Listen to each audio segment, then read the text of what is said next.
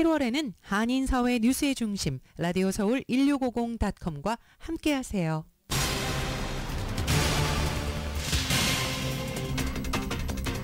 어제 오후 샌프란도 밸리 지역에서 주택에 침입한 절도단에게 집주인이 총격을 가해 용의자 1명이 부상했습니다.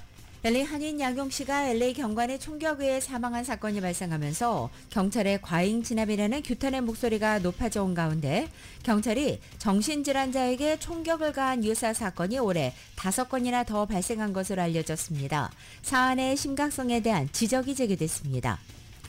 주택보험 대란으로 홈오너들이 어려움에 처하면서 샌버나디노 카운티 슈퍼바이저위원회가 가주정부에 주택보험 비상사태를 선포하도록 촉구하는 결의안을 채택했습니다. 이런 가운데 캘리포니아에서 영업 중인 스테이트팜이 또다시 보험료를 30에서 50% 이상 인상할 계획이어서 주택 소유주들의 부담이 더욱 가중될 전망입니다.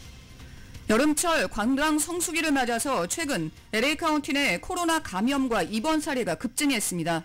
강력한 비바람을 동반한 허리케인 베릴이 어제 텍사스주를 강타해서 현재까지 3명이 숨지고 270만 가구가 정전되는 피해가 발생했습니다.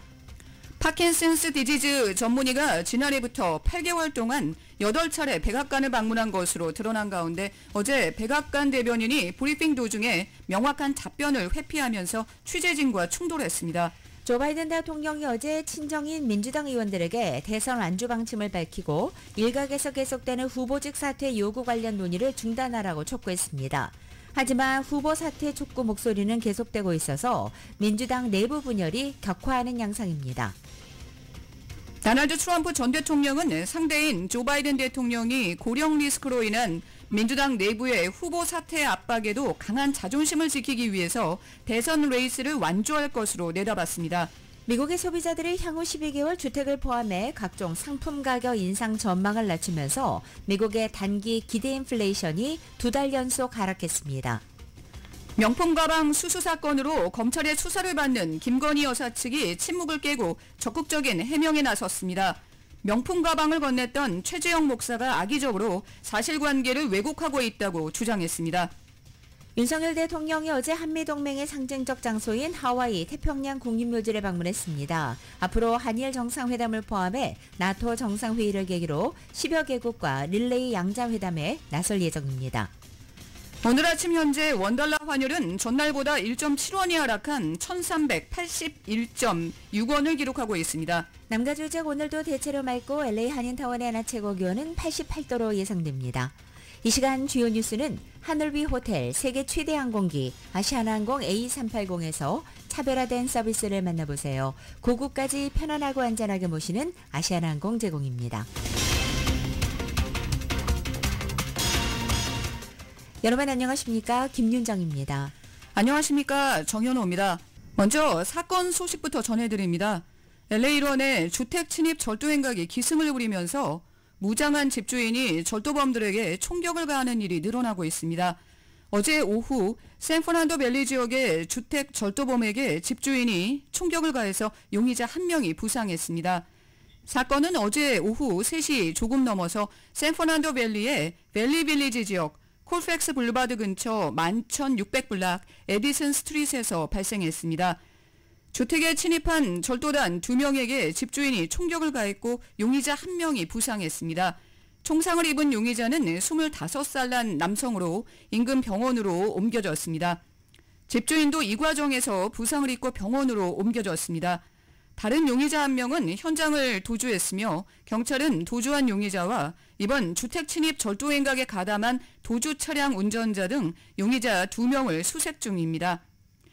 팬데믹 이후에 LA론에서 주택 침입 절도 행각이 기승을 부리고 있지만 치안 부재로 인해 강절도 행각에 고삐가 조여지지 않자 집주인들이 총기로 무장하고 직접 절도범들과 맞서는 분위기입니다.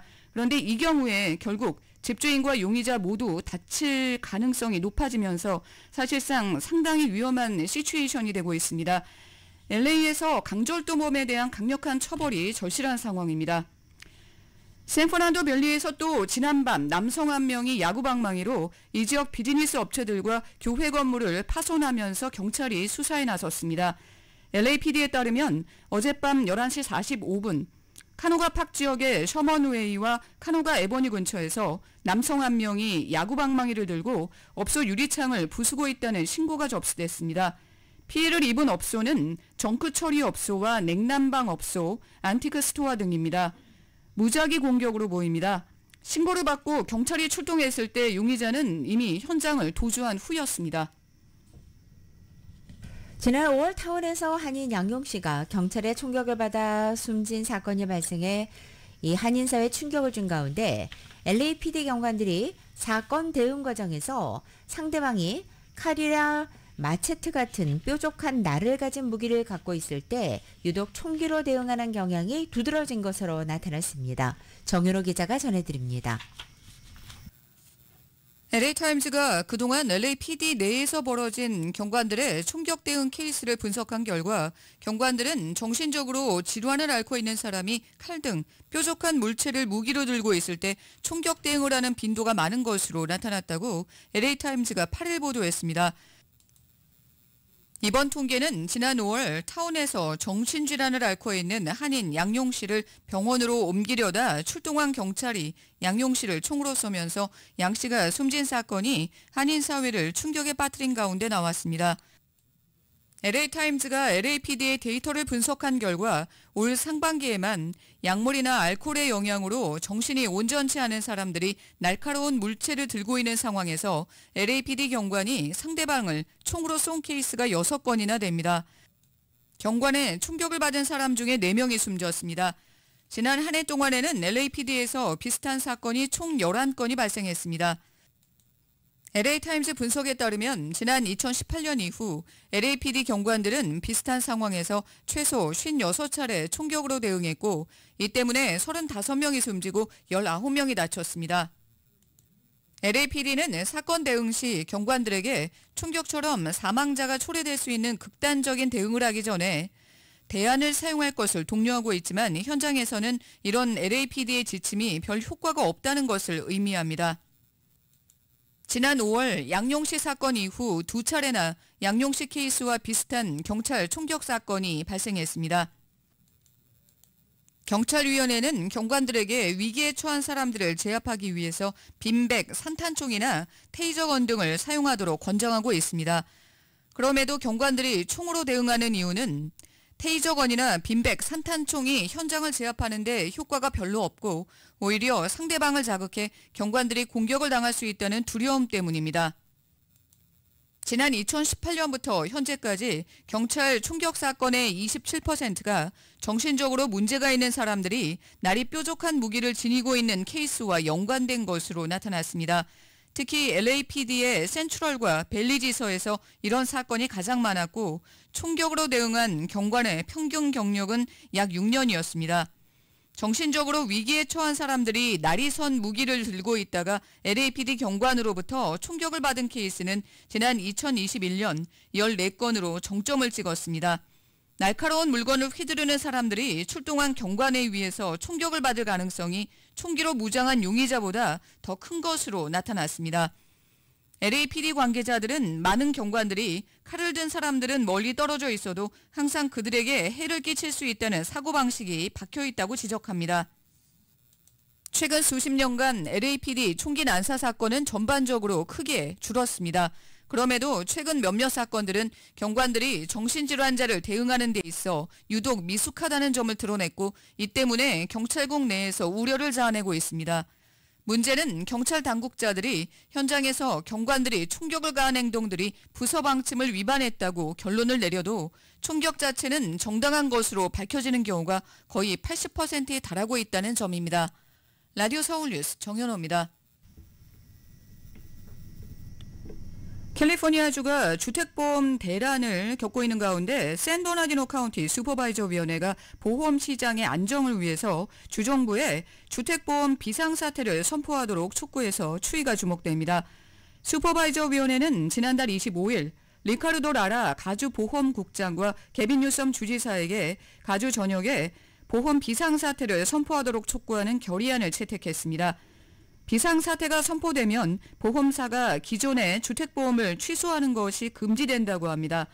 이번 결의안은 스테이트팜과 올스테이트 등 메이저 보험사가 가주의 주택보험 갱신을 중단하는 등 서비스를 제한하고 나서면서 주택보험료가 급등하고 있는 데 따른 것입니다. 현재 가주의 주택보험 시장 상황에서는 사실상 비상사태 선포가 절실한 시점입니다. 가주에서 영업 중인 빅3 보험사 중에 스테이트팜이 또다시 보험료를 30%에서 50%까지 인상할 계획이어서 한인 주택 소유주들의 부담은 더 늘어날 전망입니다. 최근 스테이트팜은 주택 소유주의 경우에는 30%, 콘도미니엄 소유주의 경우에는 36%, 세입자의 경우에는 52%의 보험료 인상을 골자로 하는 보험료 인상안을 가주보험국에 요청했습니다. 보험료 인상 승인 권한을 갖고 있는 보험국장은 스테이트팜의 인상안을 면밀히 검토 중이며 승인 여부를 결정하는 데 6개월 정도 소요될 것이라고 밝혔습니다. 이어서 우리는 스테이트팜의 재무 기록을 검토해서 회사가 생존을 위해서 요율을 인상해야 하는지 여부를 확인할 것이라고 덧붙였습니다. 스테이트팜은 지난해 12월에도 주보험국의 승인을 받아 올해 3월부터 주택보험료를 20% 인상한 바 있습니다. 당초 스테이트팜은 산불 위험과 복구 비용 등을 이유로 주택보험료 28.1% 인상을 원했지만 보험국은 이보다 약간 낮은 수준의 인상률을 승인했습니다.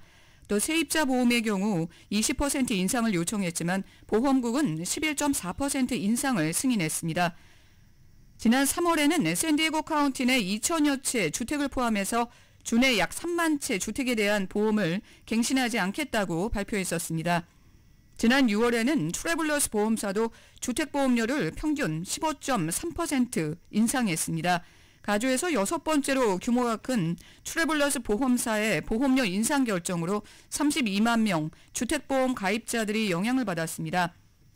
파머스와 올스테이트도 올 초부터 신규 가입을 제한하고 있습니다.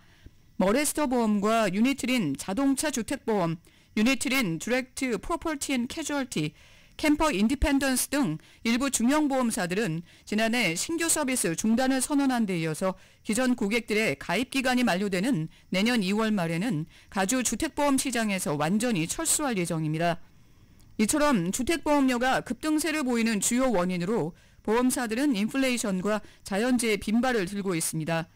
인플레이션으로 주택 수리비, 자재비, 건축비, 인건비 등이 올라서 주택보험료 인상이 불가피해졌고 이상기후로 빈발하는 자연재해는 주택보험료가 오르는 또 다른 원인이 된다는 것입니다.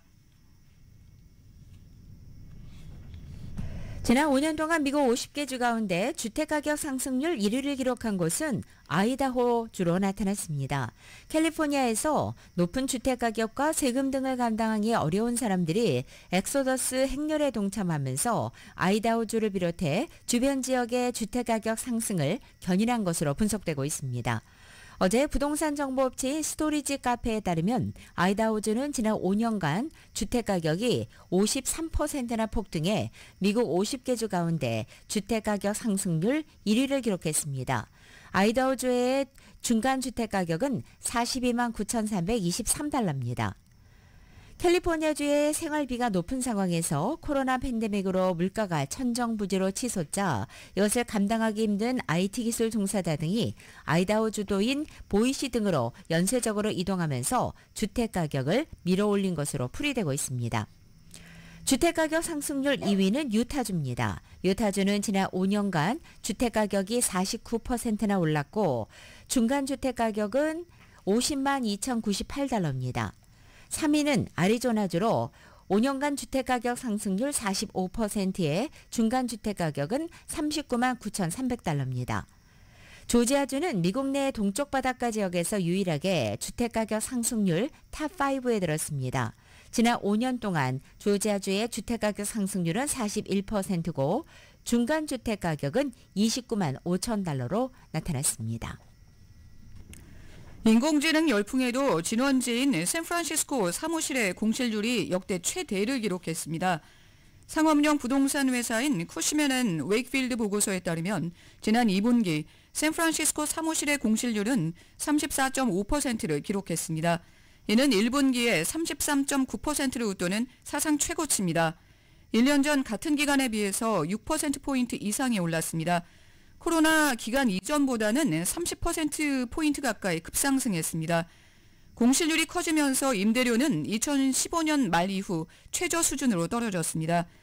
2분기 평균 호가 임대료는 제곱피트당 $68, 27센트로 1년 전보다 6.3%가 내렸습니다. 최고치였던 2020년보다는 19.3%가 하락했습니다. 이처럼 공실률이 늘어나고 있는 것은 코로나 이후 사무실 복귀가 늘어나고 있음에도 빅테크를 중심으로 구조조정이 지속되고 있는 데 따른 것으로 풀이됩니다. 정보통신업계 해고 집계 사이트인 레이오프에 따르면 2022년 초부터 테크 기업들이 해고한 직원은 53만 명에 달합니다. 구글의 모회사 알파벳을 비롯해서 페이스북 모회사 메타, 아마존, 테슬라, 마이크로소프트 등이 대거 직원 규모를 축소했습니다. 그나마 AI 스타트업들이 사무실 임대에 대거 나서면서 공실률을 어느 정도 줄이고 있습니다.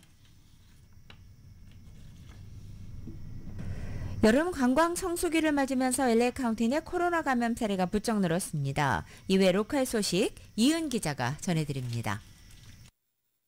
여름 관광기 성수기로 접어들면서 LA 카운티 내 코로나 감염 사례가 부쩍 늘었습니다. LA 카운티에서는 지난 30일로 끝나는 주간에 하루 평균 229건의 코로나 감염 사례가 보고되었습니다. 해당 기간 코로나로 인해 병원에 입원하는 사례는 하루 평균 197건으로 나타났습니다. 한 달 전만 해도 해당 수치는 117건에 달했습니다.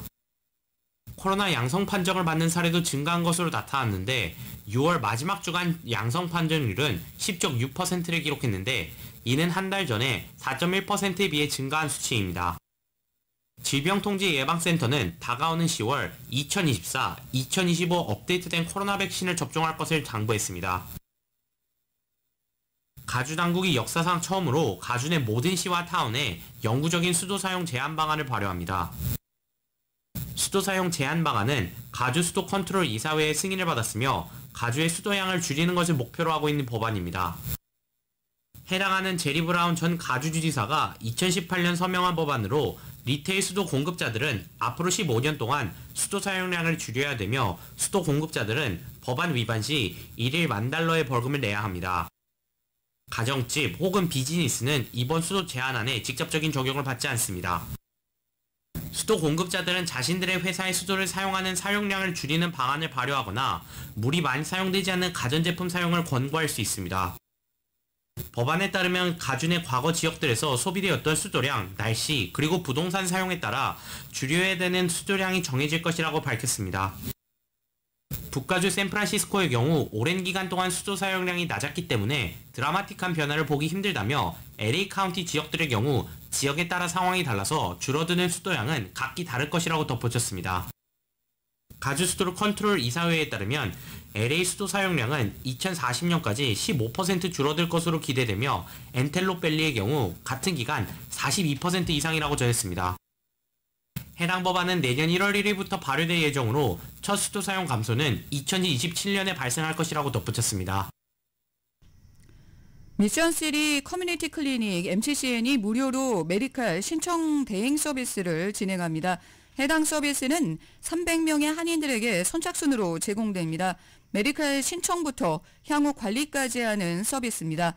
마크리 MCCN 대표는 메디칼 신청을 위해서 신분을 확인할 수 있는 여권, 출생증명서, 영주권 카드, 시민권 증서와 소득 증명자료인 세금보고서와 월급 명세서 등이 필요하다고 전했습니다.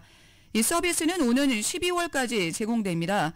사전 예약은 전화 213-263-2100번으로 하면 됩니다. 허리케인 베릴이 어제 텍사스주에 상륙해 큰 피해를 냈습니다. 현재 1등급으로 약해는 졌지만 강풍과 폭우를 동반해서 현재까지 최소 3명이 숨지고 270만 가구에 전기 공급이 끊겼습니다. KBS의 보도입니다. 강력한 비바람에 창문은 부서졌고 1층은 반쯤 물에 잠겼습니다. 파도는 육지를 삼킬 기세로 일렁이고 전신주는 힘없이 기울어졌습니다. 흔들리는 신호등 아래로 이미 떨어진 신호등이 나뒹굴고 거센 물살에 차는 자꾸만 뒤로 갑니다. 운전을 포기한 이 남성은 가까스로 탈출에 성공합니다. 현지 시각 8일 새벽 3시 50분쯤 허리케인 베릴이 1등급 상태로 미국 텍사스에 상륙했습니다. 이후 열대성 폭우로 위력이 낮아졌지만 최고 시속 150km에 달하는 강력한 폭풍과 함께 폭우를 동반해 피해를 키웠습니다. 나무가 비바람에 쓰러지면서 가정집을 덮쳐 50대 남성과 70대 여성 등 최소 2명이 숨졌습니다. 집이 무너지고 지붕이 뜯기면서 다친 사람도 속출했습니다. All that rain came down and everything say boom, it fell right on my neck and they hit them in their head and everything, but it hit my neck and my back. That's why I'm dusty right now. 특히 텍사스 전역에서 200만 가구 이상이 전기 공급을 받지 못하고 있습니다. 휴스턴에 있는 두 공항에선 항공기 1000여 편이 취소됐고 추후 공지가 있을 때까지 대중교통도 중단됩니다. We've had hours and hours and hours of extremely high winds, high water. It is a significant storm.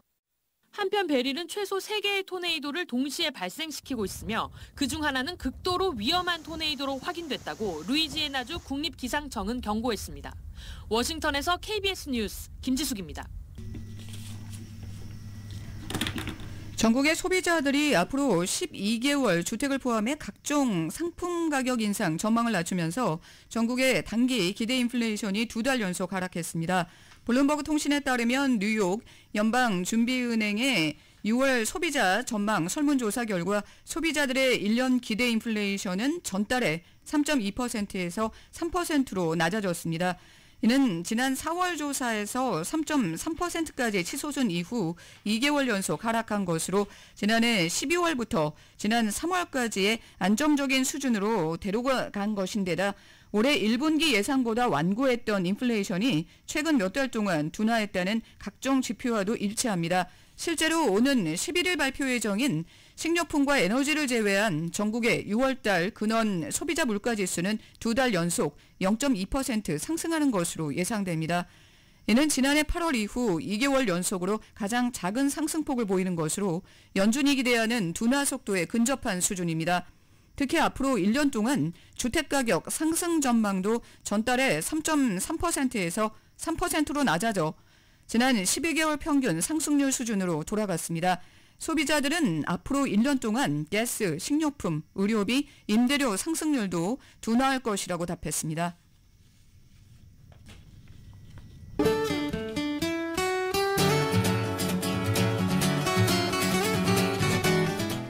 7월 9일 화요일 남가주의 날씨입니다. 오늘도 남가주 지역의 이른 아침 출근길은 구름과 안개로 약간 흐리게 시작했지만 점차 거치면서 대체로 맑은 날씨 보이겠고 오늘 낮 기온은 어제보다 5, 6도가량 오르겠습니다. 따라서 남가주 대부분 지역 폭염주의보, 폭염경보 그리고 에어 퀄리티 알럿이 발령돼 있습니다. 가급적 야외 활동은 자제하시고 수분 섭취를 비롯해 건강관리에 특별히 신경 쓰셔야겠습니다. 이번에 찾아온 불볕 더위는 화요일인 오늘부터 금요일까지 계속됩니다. 그리고 이번 주 주말을 기점으로 폭염의 기세가 한풀 꺾이겠고 다음 주 초반에는 평년 기온에 가까워지겠습니다. LA 한인타운의 오늘 낮 최고 기온 88도, 밤 최저 기온은 64도, 오렌지 카운티 지역 89도, 65도, 밸리와 일랜드 엠파이어 지역은 107도, 68도, 해안 지역은 77도, 65도로 예상됩니다. 한국 오늘도 전국에 강한 비가 계속되겠습니다. 서울의 오늘 아침 최저 기온이 69도, 낮 최고 기온 81도 예상됩니다.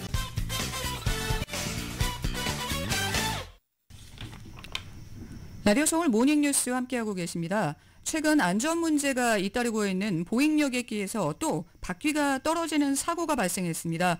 유나이티드 항공이 운행하는 보잉 757-200 기종 여객기가 어제 LA 공항을 이륙한 후에 바퀴가 떨어져 나갔습니다.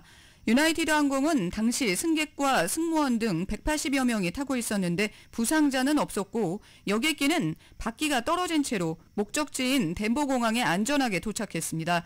지난 3월에도 샌프란시스코 공항에서 유나이티드 항공 보잉 여객기가 이륙 직후에 바퀴가 빠진 적이 있어 이번이 두 번째입니다. 최근 잇따른 안전 문제로 당국의 압박을 받는 보잉은 비상시에 산소 마스크가 제대로 작동하지 않을 수 있다는 이유로 연방항공청으로부터 737 기종에 대한 조사 명령을 받기도 했습니다. 미국의 대형 미디어 기업인 파라마운트 글로벌이 헐리우드 제작사인 스카이댄스와 합병하기로 했습니다. 파라마운트는 샤리 레드스톤 회장이 파라마운트의 의결권 주식의 약 77%를 소유하고 있는 가족회사 내셔널 어뮤즈먼트를 스카이댄스에 매각하기로 합의했다라고 밝힌 것입니다. 이 샤리 레드스톤 회장은 미국의 유명한 미디어 거물인 썸너 레드스톤의 딸로서 내셔널 어뮤즈먼트 매각 규모는 24억 달러에 달하고 있습니다. 파라마운트는 CBS 방송과 케이블 채널인 MTV, 영화 스튜디오 파라마운트 픽처스 등을 보유한 대형 미디어 그룹입니다. 하지만 케이블 사업의 쇠퇴와 막대한 부채 부담, 또 스트리밍 사업 확장 비용 등으로 어려움을 겪어왔습니다. 1912년에 창립된 파라마운트는 타이타닉과 대부를 포함해서 영화의 배경이 되는 영화 스튜디오를 소유하면서 100년 넘게 미국 영화 산업을 대표해왔고 레드스톤 가문이 30년 넘게 지배해왔습니다. 블룸버그 통신은 이번 합병이 레드스톤 시대의 끝이라고 평가했으며 AP통신은 헐리우드에서 한 가족의 지배가 끝나고 이제 새로운 권력의 등장을 알렸다며 그 의미를 부여했습니다. 억만장자인 마이클 블룸버그 전 뉴욕시장이 의사 부족 등 보건 위기에 대처하겠다면서 모교인 존스 홉킨스 대학 의대에 거액의 장학금을 기부했습니다. 이에 따라 일부 상류층 가정 출신을 제외한 대부분의 존스 홉킨스 의대생들이 무료로 학교를 다닐 수 있게 됐습니다. 워싱턴 포스트는 오늘 블룸버그 전 시장이 10억 달러를 존스 홉킨스 의대에 기부하기로 했다고 보도했습니다. 이에 따라 올 9월부터 시작되는 새학기부터 가족의 연수입이 30만 달러 이하인 경우에 존스 홉킨스 의대생은 학비가 면제됩니다. 또 가족의 수입이 17만 5천 달러에 못 미칠 경우에는 생활비까지 지원됩니다. 블룸버그 전 시장은 의대에 거액의 장학금을 투척한 이유에 대해서 미국은 현재 의사와 간호사, 공중보건 전문가 부족이라는 사태에 직면해 있지만 이 분야를 배우는 데 드는 높은 비용이 학생들에게 걸림돌이 되고 있다고 설명했습니다. 존스 홉킨스 의대의 학비는 연 6만 5천 달러 수준입니다. 지난해 전국 의대 졸업생의 경우에 학비 대출 중간값이 20만 달러에 달하는 것으로 알려졌습니다. 존스 홉킨스 의대의 학비가 면제되면서 명문인 존스 홉킨스 의대의 지원율은 더 높아지게 됐습니다. 존스 홉킨스 의대 입시 경쟁은 훨씬 더 치열해질 전망입니다. 가든그로브 지역에서 자전거를 타던 일가족 5명에게 뺑소니 차량에 덮쳐 부상하는 안타까운 사고가 발생했습니다. 부상자 성인 1명과 어린이 2명 등 3명은 현재 중태에 빠졌습니다. 오렌지 카운티 소방당국에 따르면 지난 7일 저녁 7시 30분경 헬스터 스트리트과 트윈트리 레인 교차로 인근에서 자전거 2대가 뺑소니 차량에 들이받쳤습니다. 현장에 도착한 구조대원들은 전기 자전거를 몰고 있던 2명의 성인과 자전거용 트레일러에 탑승했던 3명의 아동을 발견하고 모두 병원으로 이송했습니다. 한편 도주한 용의 차량은 사고 현장 근처에 있던 한 목격자가 차량으로 추적하면서 경찰에 위치를 알려서 사고 현장에서 약 1.2마일 떨어진 곳에서 붙잡혔습니다. 산타하나에 거주하는 용의자 39살 이 남성은 음주운전 혐의와 뺑소니 혐의로 경찰에 체포됐습니다. 코스코가 온라인 상품 가격을 인상하고 이를 고객에게 알리지 않았다는 혐의로 소송에 휘말렸습니다. 한 코스코 회원이 지난달 워싱턴주 연방법원에 코스코를 상대로 제기한 집단소송에서 원고는 코스코가 일부 온라인 상품의 가격을 매장 내 가격보다 높게 책정하고 이를 고객에게 알리지 않았다고 주장했습니다. 소장에 따르면 원고는 온라인에서 샤민 울트라 소프트 화장지 30롤을 33달러 49센트에 구입했는데 이후에 동일한 제품이 매장에서는 29달러 99센트에 판매되고 있음을 알게 됐다고 주장했습니다. 송 씨는 웹사이트에서 이런 가격 차이를 알리는 메시지를 받지 못했다고 강조했습니다. 원고는 코스코가 온라인과 매장 간의 상당한 가격 차이를 소비자에게 알리지 않음으로써 소비자를 기만하고 경쟁 업체에 비해서 불공정한 이익을 얻고 있다고 주장했습니다. 또 이런 가격 차이를 알았다면 온라인 구매를 하지 않았을 것이라고 덧붙였습니다. 이번 소송은 코스코 행위가 워싱턴주 소비자보호법을 위반했다고 주장하면서 집단소송으로 인정받기를 요청하면서 자신과 비슷한 경험을 한 다른 소비자들도 소송에 참여할 수 있다고 밝혔습니다. 뉴욕 퀸즈 플러싱 한인타운에서 환전을 하려던 한 50대 남성이 권총 강도로 돌변한 환전업자로부터 $20,000의 현금을 강탈당하는 사건이 발생했습니다. 뉴욕 경찰 NYPD에 따르면 피해 남성은 지난 5일 오전 3시경 퀸즈 플러싱 인근에서 사전에 약속했던 환전업자를 만났습니다. 하지만 환전업자는 갑자기 자신의 가방에서 총기를 꺼내 위협했고 피해자가 갖고 있던 $20,000를 빼앗아 도주했다는 것입니다. 피해자는 다행히 별다른 부상을 입지 않았고 경찰은 용의자의 모습이 포착된 영상을 공개하면서 추적에 나섰습니다. 줄리 터너 미 국무부 북한 인권특사가 10일부터 13일까지 한국을 방문합니다. 터너 대사는 북한 이탈 주민의 날을 앞두고 열리는 서울 북한 인권 포럼에 참석하고 정부와 시민단체, 업계 관계자 등을 만나 북한의 강제 노동 문제 등에 대해 논의할 것으로 알려졌습니다. 터너 대사는 탈북자와 탈북자 커뮤니티에 대한 미국의 지원 의지도 강조할 예정입니다. 또 북한 체제의 인권 침해, 유린을 폭로하는 데 있어서 탈북자의 고유한 역할을 부각하고 북한 인권 침해의 책임 문제에 대한 생존자 중심의 접근법을 진전시킬 예정입니다. 미주 한인 비영리기관이 재외동포청 출범 이후 재외동포단체 지원사업 대상에서 탈락해 투명성 문제를 제기하고 나섰습니다. 뉴욕 총영사관 관할 지역의 한 한인 비영리기관은 지난 2019년부터 매년 재외동포재단이 주관한 재외동포단체 지원사업에 꾸준히 신청해서 지원금을 받았지만 지난해 6월 재외동포청 출범 이후에 이 지원 대상에서 배제됐다면서 2024년 재외동포단체 지원사업 수요조사가 시작된 지난해 11월 신청했는데 지난 4월 최종 미지원 통보를 받았다고 밝혔습니다. 매년 선정됐던 지원 사업이 올해 들어서 돌연 탈락한 이유에 대해 명확한 설명을 듣지 못했다고 토로하기도 했습니다. 한편 현재 한인사회 일각에서는 한국 정부의 재외동포단체 지원 사업에 대한 투명성이 보다 높아져야 한다는 지적이 나오고 있습니다.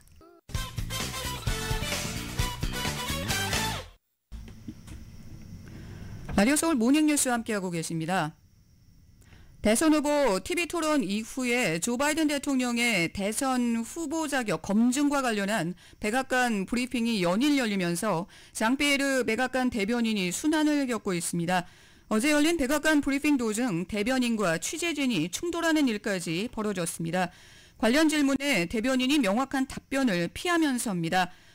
어제 열린 브리핑에서 뉴욕타임즈 보도를 토대로 파킨슨병 전문가인 케빈 캐너드의 백악관 방문에 관한 질문이 쏟아졌습니다. 앞서 뉴욕타임즈는 백악관의 공식 방문자 기록을 근거로 운동장애를 전문으로 하는 월터 리드 군 의료센터의 신경과 의사 캐너드가 8개월 동안 8차례 백악관을 방문한다고 보도했습니다.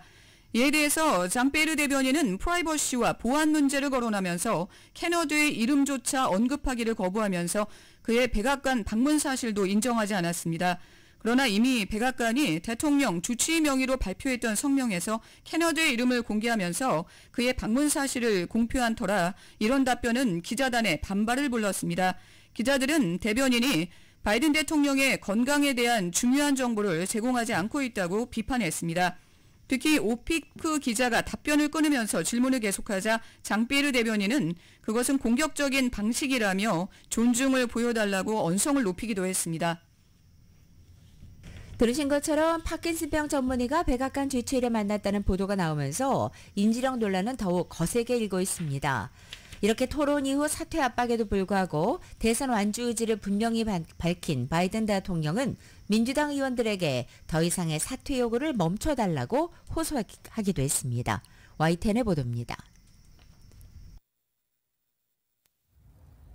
독립기념일 휴회를 마치고 복귀한 민주당 의원들은 바이든 사퇴를 놓고 갑론을박을 벌였습니다. So I think we have to be honest with ourselves. The situation is not getting better. Frankly, it's getting worse. That's why we have to make sure Joe Biden remains our president and we take the House back and hold the Senate.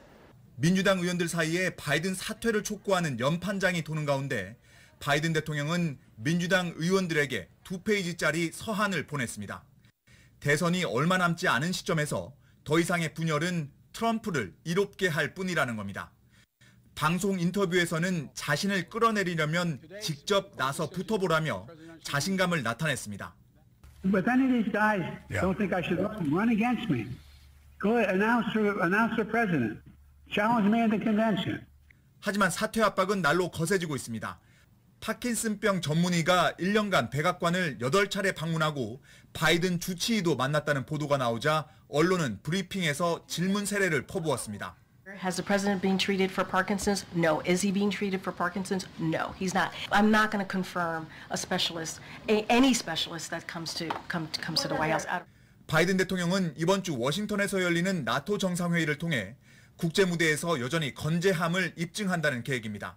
백악관은 최근 사퇴 압박으로 바이든 리더십에 대한 국제사회 의구심이 제기된다는 지적에 그런 징후는 전혀 없다고 잘라 말했습니다. 하지만 언론들은 나토 회원국들의 머릿속에 내년부터 트럼프가 이끌 나토에 대한 우려가 떠나지 않을 거라고 관측했습니다. 워싱턴에서 YTN 권중입니다. 지난달 27일 대선 후보 TV 토론에서 건강과 인지력 저하 징후를 여실히 드러낸 조 바이든 대통령에게 재선 도전을 포기할 것을 촉구하는 민주당 지지 유권자들의 단체가 생겼습니다.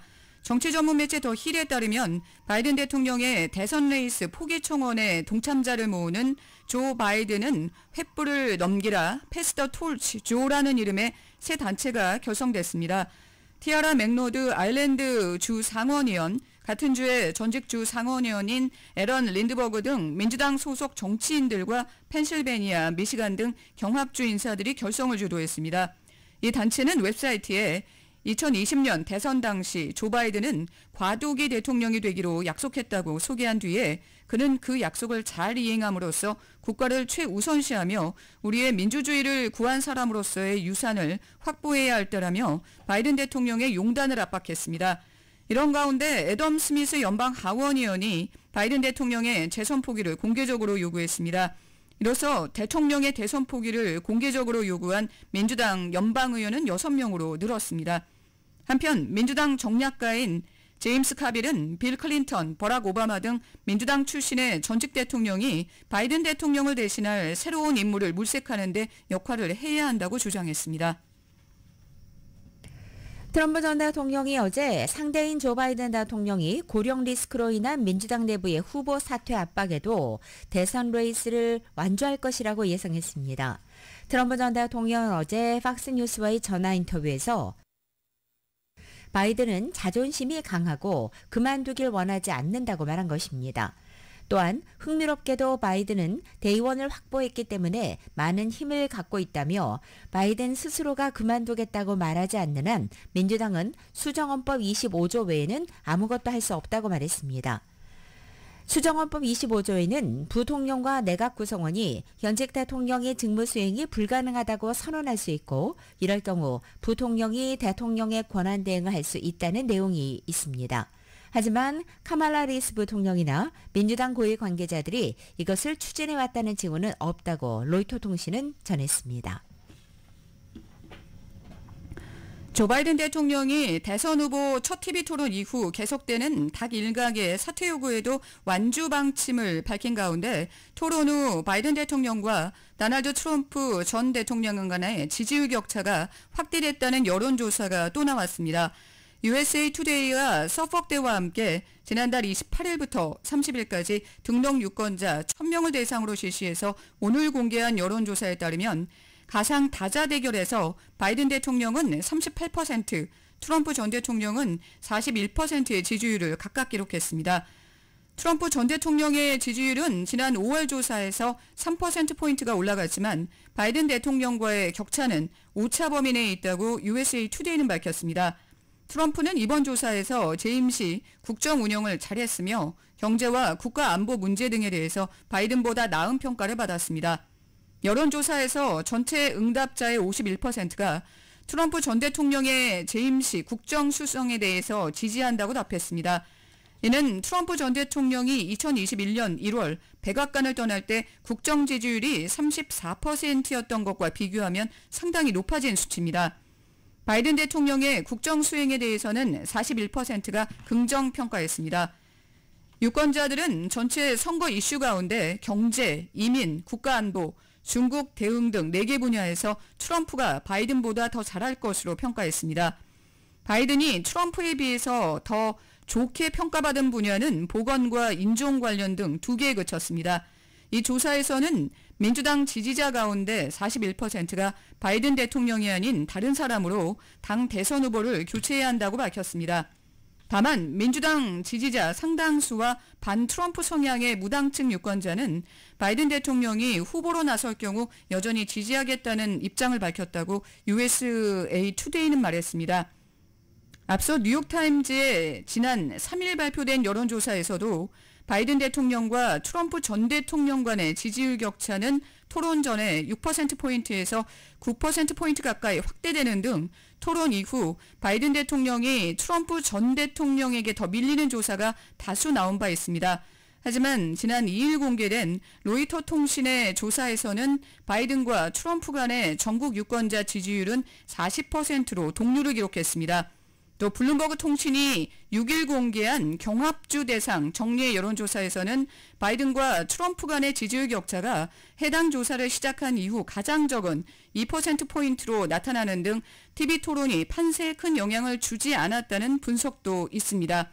이처럼 매체 간의 여론조사 결과가 왜 다를까요? 여론조사에는 언론 매체의 성향이 어느 정도 담겨 있기 때문입니다. 100% 객관적인 여론조사는 없습니다. 조 바이든 대통령을 둘러싼 후보 사퇴 논란으로 민주당 지지층이 크게 동요하는 틈을 타서 트럼프 전 대통령과 공화당이 기존 민주당 텃밭 공략에 나서고 있습니다. 정치 전문 매체 더 힐은 바이든 대통령이 고전하고 있는 사이 트럼프 전 대통령이 복수의 블루스테이트, 즉 민주당 강세주로 기반 확대를 피할 꾀하는 문을 열고 있다면서 이것은 불과 몇 주 전만 해도 상상하기 어려운 일이라고 지적했습니다. 특히 트럼프 전 대통령은 블루스테이트 가운데 뉴햄프셔와 버지니아, 미네소타를 우선 공격 대상으로 삼고 있습니다. 만약 트럼프 전 대통령이 이른바 경합주를 넘어서 기존 민주당 우세주의 일부까지 확보할 경우 2020년 바이든 대통령이 대선에 승리하면서 새로 구축된 이른바 블루월은 완전히 붕괴되는 것이나 다름없다는 것이 관계자들의 분석입니다. 이른바 블루월 지역의 현재 여론조사에서는 바이든 대통령과 트럼프 전 대통령이 혼조세를 보이고 있습니다.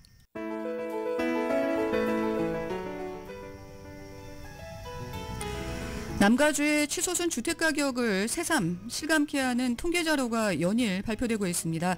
LA와 오렌지 카운티의 주택가격이 지역 주민 연수입의 10배가 넘는 것으로 나타났습니다. 오늘 하버드대가 공개한 보고서에 따르면 LA와 오렌지 카운티 지역의 평균 주택가격은 전형적인 중간소득 가정이 1년에 버는 소득의 10배를 웃도는 것으로 나타났습니다.